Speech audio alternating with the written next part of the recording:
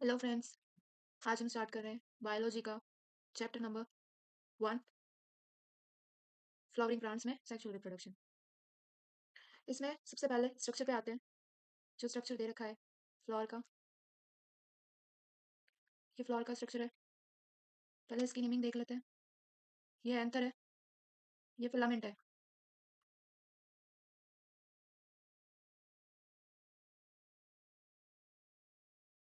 ये एंथर है। इसके बाद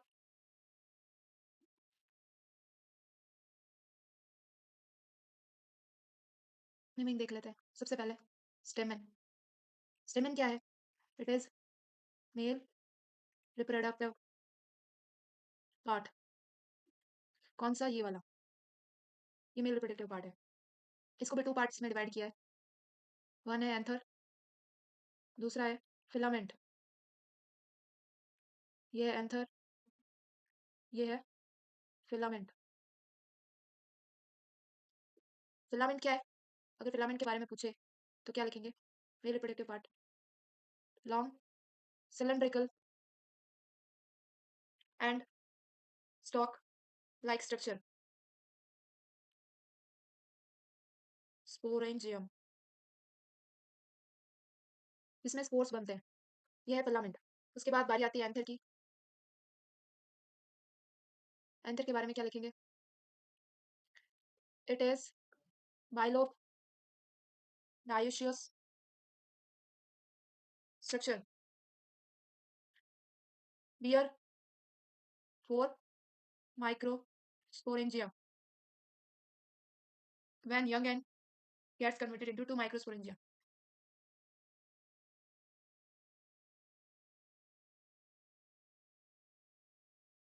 सो इसमें क्या है? फोर माइक्रोस्पोरेंजिया जो कि मैच्योर होने पे टू माइक्रोस्पोरेंजिया बनाते हैं। इसमें एंथर की बात हो रही है।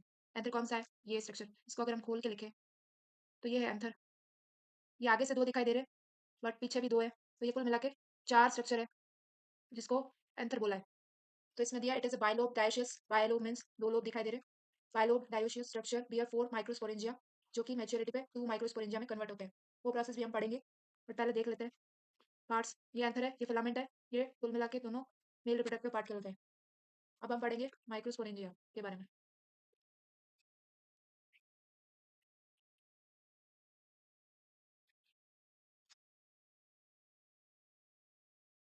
माइक्रोस्पोरेंजिया, इसके बारे में माइक्रोस्पोरेंजिया किसको बोलता है? जैसे मैंने बताया था फिलामेंट और एंथर, तो ये जो एंथर है, चार बाइलोब स्ट्रक्चर जो है, इसको बोलते हैं माइक्रोस्पोरेंजिया। इसमें दिया हुआ है ये एंथर है, ये फिलामेंट स्टॉक है। इसके अंदर ही पोलन ग्रेन्स होते हैं। इसके अंदर ही ये पूरी इस टाइप से होती है। ये फिलामेंट है। अगर इसको और खोल के लिखे तो ये कुछ इस टाइप की होती है।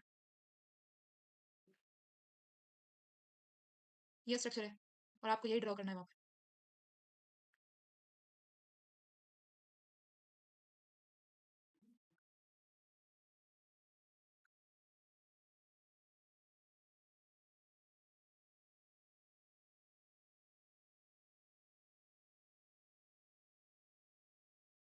ये स्ट्रक्चर है।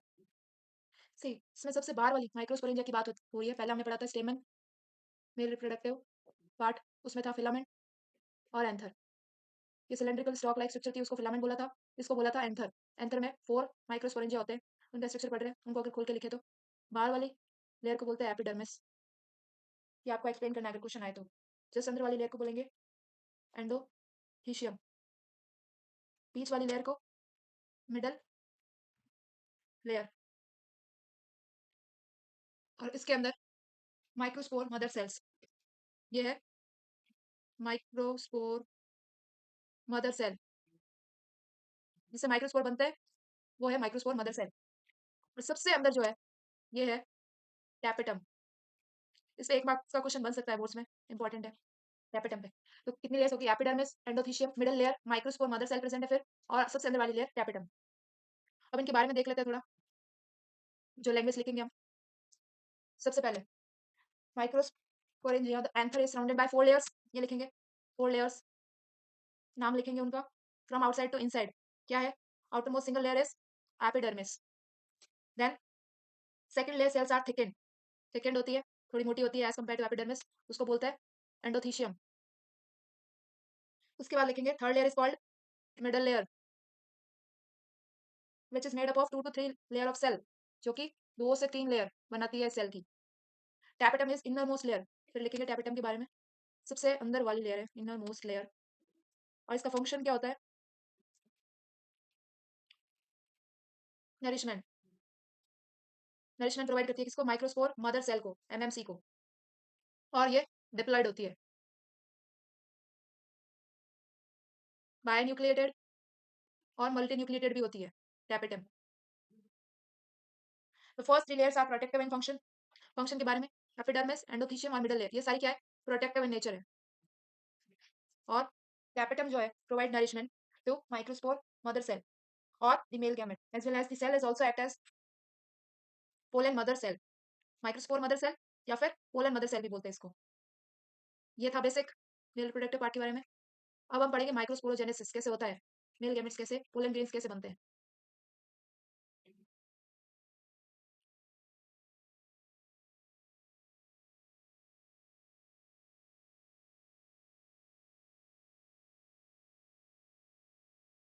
Microsporogenesis, the process by which microspore, पहले तो इसकी डेफिनेशन, वो प्रोसेस माइक्रोस्पोर मदर सेल से माइक्रोस्पोर बने, उस प्रोसेस को बोलते हैं माइक्रोस्पोरोजेनेसिस, माइक्रोस्पोर मदर सेल से माइक्रोस्पोर बने। प्रोसेस क्या है, each cell of tapetum, tapetum सबसे इनर लेयर थी माइक्रोस्पोरेंजिया की, तो टैपेटम की जो ईच सेल है वो as a microspore mother cell behave करती है, तो वो माइक्रोस्पोर मदर सेल जो है, या फिर पोलर मदर सेल, पीएमसी भी बोलते हैं इसको। फ्यू ऑफ देम अंडरगो माइक्रोस्पोरेसिस, फ्यू मींस उसमें कुछ एक माइक्रोस्पोरोजेनेसिस करती है जिससे पोलन ग्रेन्स बनते हैं। Process MMC that is capable of undergoing microsporogenesis, जैसे ये दो है, तो फर्स्ट मियोटिक डिवीजन होगा, ये हमारी एमएमसी है माइक्रोस्पोर मदर सेल, ये डिप्लॉइड है जैसा हमने पढ़ा था, बायोन्यूक्लिएटेड मल्टीन्यूक्लिएटेड भी होती है, पीएमसी बोल देते हैं इसको, पोलन मदर सेल, ये होगी, इसमें फर्स्ट मियोटिक डिवीजन होगा। पहले तो बता देते हैं सेल डिवीजन दो टाइप के होते हैं, माइटोसिस, मियोसिस, दोनों में डिफरेंस क्या है, इसमें एक सेल है तो उसके सेम टू सेम सेल बनेगी, दूसरी भी 2 सेल बनेगी। मियोसिस में क्या होगा, एक सेल है उसकी हाफ इन्फॉर्मेशन से 4 सेल बनेगी, ये डिफरेंस है दोनों में। तो यहाँ पे मियोटिक डिवीजन हो रहा है, और जितने भी सेल्स रिप्रोडक्शन में यूज होते हैं उसमें सारों में मियोटिक डिवीजन होता है, माइटोटिक डिवीजन नहीं होता है। तो यहाँ पे क्या होगा, फर्स्ट मियोटिक डिवीजन होगा जिससे ये 2 सेल में कन्वर्ट हो जाएगी, फिर इसका होगा सेकंड मियोटिक डिवीजन, और मियोसिस 2 फेज में होता है, माइटोसिस 1 फेज में होता है, ये भी याद रखना है डिफरेंस।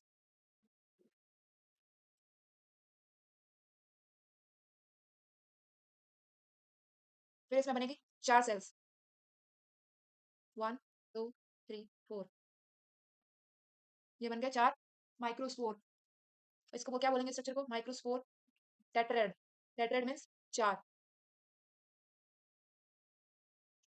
फिर आगे का प्रोसेस क्या है,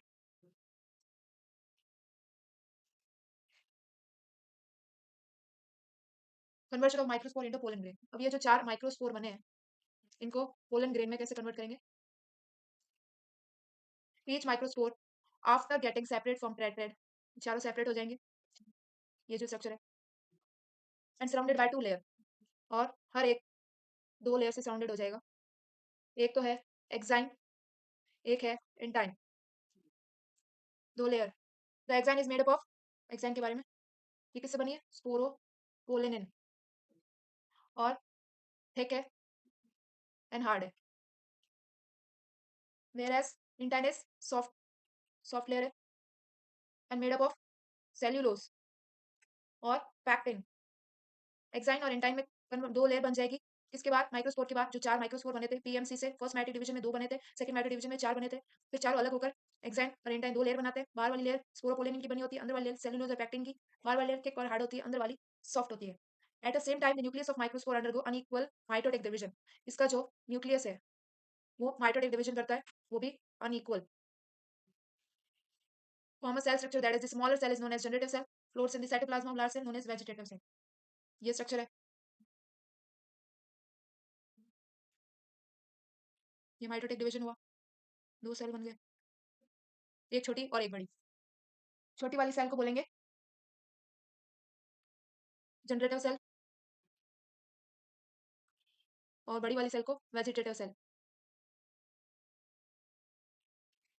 So, generative cell which floats in the cytoplasm of large cell. In 60% of angiosperms, the pollen grain from the anther with two cell stage, but in remaining 40% they are three cell stage. 60% का तो scenario है, ये दो cell stage में आ जाती है, और 40% का क्या होता है, थ्री सेल स्टेज में रह जाती है। Fine. Another mitotic division to form two male gametes. In this way, each pollen grain carries three nucleus, that is two male gametes and one vegetative. अब ये जो जनरेटिव सेल है, ये again cell division करेगी और दो male gamete बनाएगी। तो कुल मिला के स्ट्रक्चर में स्ट्रक्चर क्या बनेगा, थ्री सेल स्ट्रक्चर हो जाएगा। ये स्ट्रक्चर है, ये वाला अगेन माइटोटिक डिवीजन से इसमें, ये बड़ी वाली थी वेजिटेटिव सेल, बाकी जनरेटिव सेल दो में कन्वर्ट हो जाएगी। ये दोनों क्या है, मेल गैमेट। जनरेटिव सेल से मेल गैमेट बन गए दो, कुल मिला के तीन न्यूक्लियस हो गए सेल में, three cell stage तक आ गई। Generative cell undergo another mitotic form of two male gametes. In this way, each pollen grain carries three nucleus, that is two male gamete, and one vegetative nucleus. In some angiosperms like Parthenium carrot grass, the pollen grain causes serious pollen allergy, that is bronchitis infection like asthma.